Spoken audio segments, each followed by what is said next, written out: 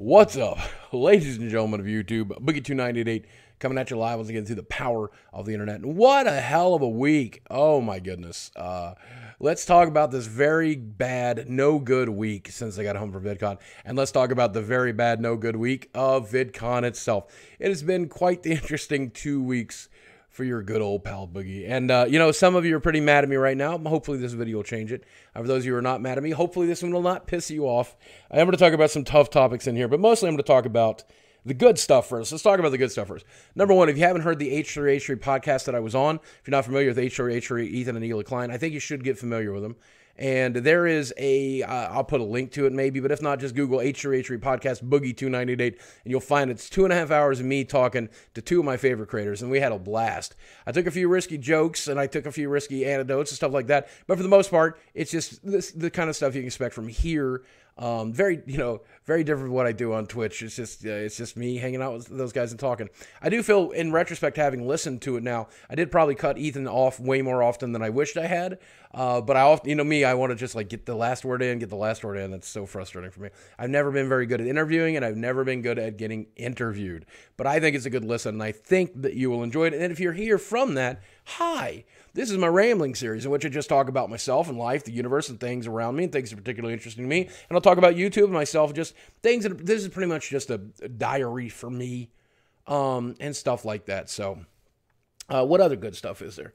I got home, and I'm not as sick as I thought I would be. I do have a bit of the con crud, and I definitely pulled a back muscle, but those things are going to work out. So that's good because I have a YouTuber who we invited to VidCon. Why don't you come out and stay with us for a little while, and we'll collab? And they are coming out, and that's going to be cool. I'm looking forward to that. And there'll be more information about that as we actually produce content and stuff like that. I think it's going to be a lot of fun, as per usual. So, any other good stuff? We are less than 30 days from my gastric bypass surgery, and we are about 12 days from my last bite of solid food. Speaking of which, if you did not, another collaboration I did at VidCon, Daym Drops, my favorite food reviewer, I think, probably right next to Report of the Week. We did my very last cheeseburger with him, and it was very, very good. It was a lot of fun to do, and I hope you'll enjoy the video. It's very Daym Drops-esque, and again, hopefully I'll link that below. If not, Google Daym Drops Boogie298, and you'll find it. He's somebody who I'm proud to be a friend with, and just somebody I'm proud to spend time with, and every time I get a chance to spend time with him, we do.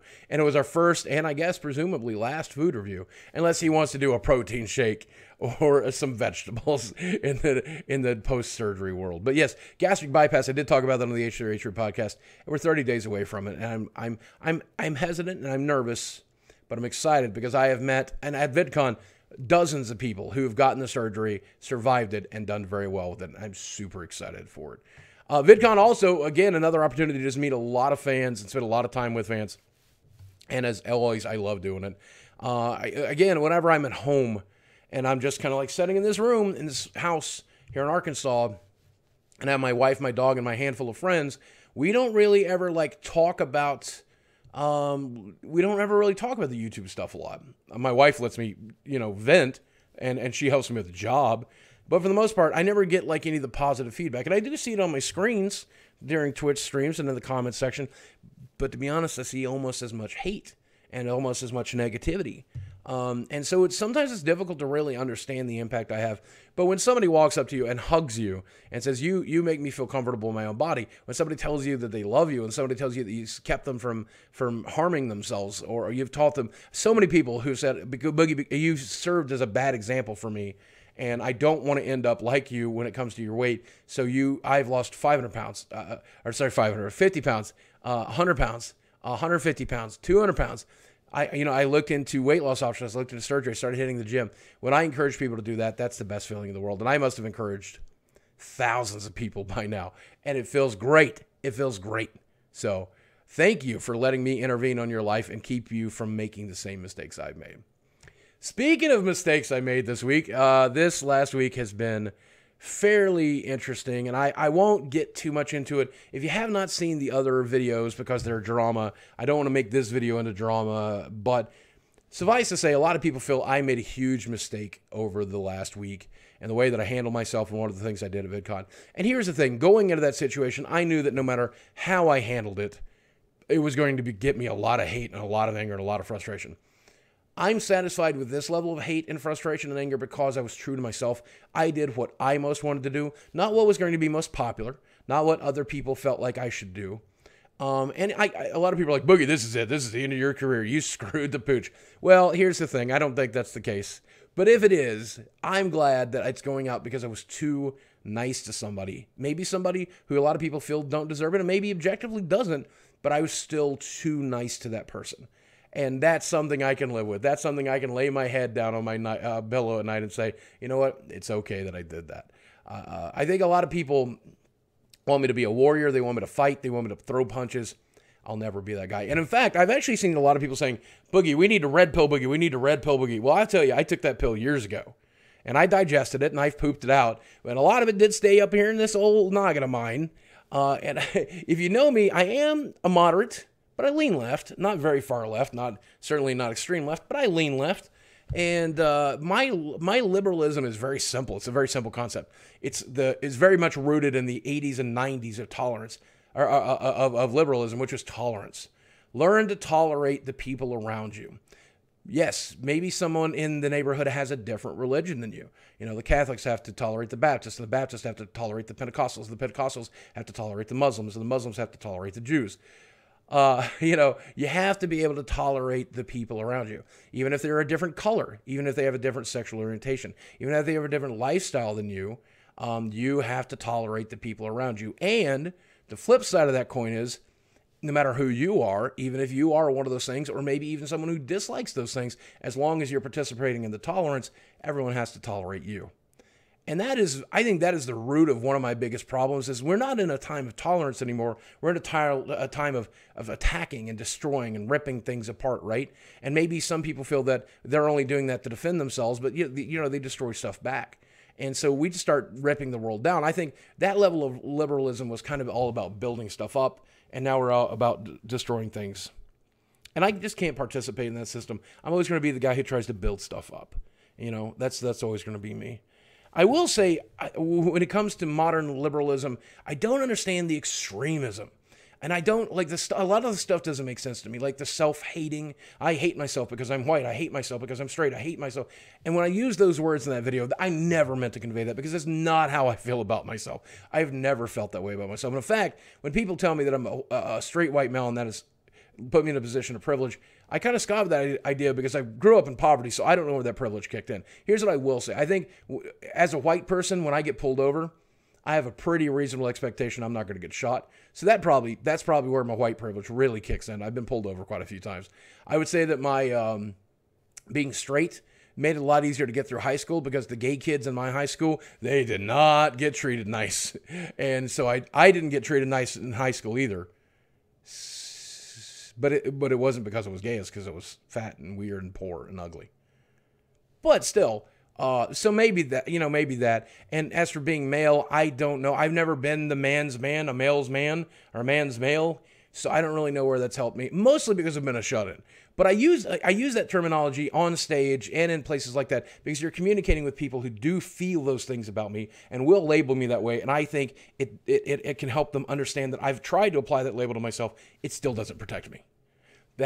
In fact, I tweeted earlier today, I said, I wish my straight white maleness gave me enough privilege to be able to handle the hate that I'm getting for recognizing that I was a straight white male. That's a little tongue in cheek, but I do. Oh, what a tough week. But hopefully this video just puts a final period on it. And I know it won't end the jokes, and I know it won't end the memes. It'll just join all the other hate memes that I've got right now, like the healthcare memes, which are stupid and blown out of proportion too. But that's how this whole system works, right? That's what these memes are. Memes are over-exaggerations. I lean into the memes. It's not that big of a deal. So as long as you guys don't threaten my life or send a box of shit to my house or try to get me killed, we're cool. I will tolerate you. Hopefully you can tolerate me. And I don't know. At the end of the day, I think this is the most important thing. I often get accused of pandering. And I often get accused of, like, just trying to make everybody like me. And I guess there's some truth to that. I really do want everyone to like me. I really do. I wish the whole world thought I was great. It's not realistic, though, and I understand that it's not realistic. But here's what I do. In any situation, and maybe that's who I was 3 or 4 years ago. Maybe it was 3 or 4 years ago, I would sit down and think, well, if I do this, if I say this thing that I feel, how will it affect my career? And I especially did that because when I started saying things right around the Gamergate time, when I started saying how I felt, woo, people were mad at me on both sides all the time, every day. And I'm like, I can't handle this. I need lots of therapy to deal with this. I need to be real fucking careful what I say. These days, I don't really care that much. And so what I try to do is stay true to myself. Most of the time, I just try to stay true to myself. And who I feel that I am is someone who wants to rise above it, someone who wants to be kind, even to the people who may not deserve it, even to the people who can't be kind to me. I want to try to build something up. I want to try to celebrate something beautiful. I want to be a good person, and I want to stick to my own moral code. And if that ends my career, if that makes everybody mad at me for doing that, that's fine. I don't think that's exactly why everybody's mad at me, but it's part of why some people are mad at me. I think I need a little more time with my therapist to figure out exactly why the world is so frustrated right now. But the problem is I can't do that now. Now that we're 30 days away from the surgery, I have to make sure that I don't bring my ulcers back. I got to make sure that my stomach is healthy. I got to make sure that my body is healthy. I got to make sure that my mind is healthy. I got to be in a place of relaxation and comfort as we approach the surgery, or else we may have to delay it a month. And I certainly don't want to do that, and you guys certainly don't want me to do that. So, no more talking about this, no more fighting about this, no more arguing about this. And if I have to stop reading Twitter comments and YouTube comments to relax, I will. I just wish I hadn't put my foot in that particular bear trap. I wish I hadn't made those mistakes, and I wish that I hadn't upset everybody the way that I did. But, at least I was true to myself. So as I'm lamenting how pissed off everybody is, at least I know I'm not mad at me, and that's the most important thing.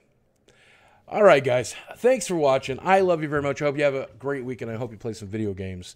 I'm going to spend some time with a friend that's coming in to stay with us, and we're going to have a little bit of fun. We're going to film a little bit, so expect some real cool videos to come out soon. I'll tell you more about it soon. Guys, thanks for watching. I love you very much, and I'll speak with you again soon.